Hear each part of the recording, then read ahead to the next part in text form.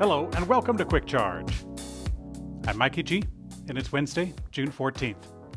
Elon Musk gave an update on Tesla's plan to bring the Tesla Semi up to volume production. Tesla unveiled the production version of the Semi back in December of 2022, and before deliveries started, Elon Musk said that Tesla was aiming for the production to begin to 50,000 units by the year 2024. He is now revising, or rather clarifying the goal, saying that it will happen at the end of 2024. Earlier this year, Tesla announced that volume production of the Semi would be established at an expansion at Gigafactory Nevada. Tesla's announcement on the factory is unclear about whether it will be at the same property of the current Gigafactory, which is about 60% complete. Tesla's Cybertruck prototype was spotted going through a drive-thru in California. For the first time, it was equipped with camouflage. Now, considering it's the first time that Tesla bothered to camouflage the prototype, it's believed that this suggests that it is a version that is ready for production. Others believe that it might be Tesla testing out a factory wrap. Now, Tesla said that the only way to change the color of the electric pickup was to be through a wrap, considering the exterior is straight-up steel. Now, what might be the most interesting bit is how closely it resembles a rendering that was made almost 3 years ago. In Electrek's take, we're going to guess that it is a wrap test and not a production in disguise. Tesla has slightly increased the price of its cheapest Model Y, now up $250. The delivery timeline has also been pushed, and these two things together show that Tesla is seeing strong demand for the vehicle. The Model Y all-wheel drive, built in Texas, went from $47,490 to $47,740. Now, along with the price increase, it's been pushed by about a month from July to August.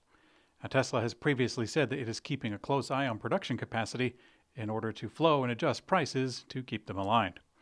Now, the price of the other versions of the Model Y stayed the same. All of the Model Ys actually currently have access to the full $7,500 federal tax credit. Rivian will lose its position on the Nasdaq 100 index after its stock price fell over 90% from its all-time high, which was achieved shortly after going public. Rivian is also losing its position in the Nasdaq 100 ESG index, the Nasdaq 100 Equal Weighted Index, and the Nasdaq 100 EX Tech Sector Index. Now, although Rivian stock is up nearly 20% in the last month, it's still down over 90% from its all-time high of $170 per share. That was actually within a week of the IPO. With lower stock prices, Rivian, like a lot of EV startups, has lost the ability to raise cheap funding through equity raises. This funding issue, combined with rising input costs, is straining the company. 2020 through 22 Chevy Bolt owners began receiving messages that their high-voltage battery module replacements would no longer be happening. Instead, a software diagnostic tool would be used to verify if the batteries had problems before replacement would be performed. General Motors initiated a recall in 2021 after a small number of Chevy Bolts had their batteries catch on fire. The battery replacements were to take place on all pre-existing Bolts with the affected LG battery packs, which was essentially every model from 2017 to 22.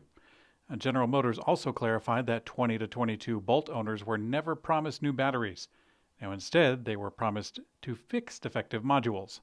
The reality was that until yesterday, that was taking the form of totally replaced batteries. Those lucky owners who had the recall accomplished are sitting happy, while the rest of them who have been cautiously charging their packs to 80% while awaiting the recall, they are undoubtedly not so happy. Ford has filed a patent for a roof-mounted battery backup. The idea is likely a pipe dream, but it does show you that automakers are getting creative in the electric era. In the patent, which was spotted by Lightning owners, Ford describes, quote, a battery backup for an electrified vehicle, and more particularly, a backup battery that can be mounted to a roof of the electrified vehicle. Now, in the patent, the roof rack is designed to do more than one thing and transport other items like cargo bags, a canoe, and so on. Ford gives an example explaining that if you drive to a campsite that doesn't have EV chargers readily available, you can use the roof-mounted battery backup instead. Now, there are a lot of practical concerns about this, like how does a user get the battery on and off of the truck in the first place? These packs normally weigh about 1,000 pounds. Also, the balance and efficiency of the vehicle will certainly be affected on account of all that weight. But you know what, it is fun to dream. Kia is revealing details on their new EM platform, which carries next-generation vehicles with impressive specs. ET News reported the Hyundai Motor Group will install a massive 113.2 kilowatt-hour battery and 2 electric motors for 603 total horsepower for the next-generation platform. It's due out in 2025 at the earliest. The first vehicle to ride on the platform is codenamed the Kia GT1, which is a high-performance EV with 434 miles to 497 miles of range. If the report is accurate, 113.2 kilowatt-hours capacity would be among the highest of mass-produced passenger EVs in major markets. The legendary Lotus Elise is going electric, sort of. The designer behind the original Lotus Elise S1 teamed up with Nyobolt and Callum to create a Lotus Elise-inspired lightweight electric sports car. The company claims that it can charge to 100% in 6 minutes.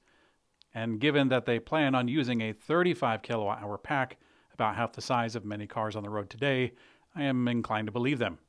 The company says that its ready-to-deploy tech will go into production in early of 2024 and is capable of immediate application that can be rapidly scaled. In today's community comment found on YouTube, Trevor Wenzel says, "I do not agree with the battery swaps. I actually think the batteries could have a longer lifespan if they were charged cautiously in the station and you're restricted to charging slowly at home. Throw in a charge cap and there you go. Longest lasting batteries in the market. It's just not financially feasible unless you could maybe use the extra charge station batteries as grid storage. If you do that second one, your batteries won't last long." Well, Trevor, I really don't think that those requirements would take very well, especially to the consumers. I mean, yeah, battery swap could work, but the majority of that burden has to be done by the individual user.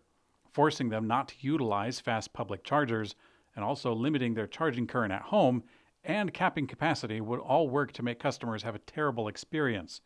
Not everyone treats their things nicely, but more people really don't want to be forced into treating their things nicely. I mean, as a general rule of planet Earth, people don't treat property with the same respect as they would their own, especially if it's performed over time, and especially if it's done anonymously with no accountability.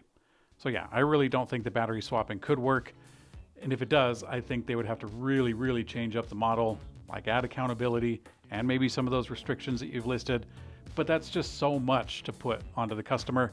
I think the charging at home is just, I think it's just going to have to be the way it is for now for a long while. Thanks for watching Quick Charge by Electrek. I'm Mikey G, and I hope you have a great day.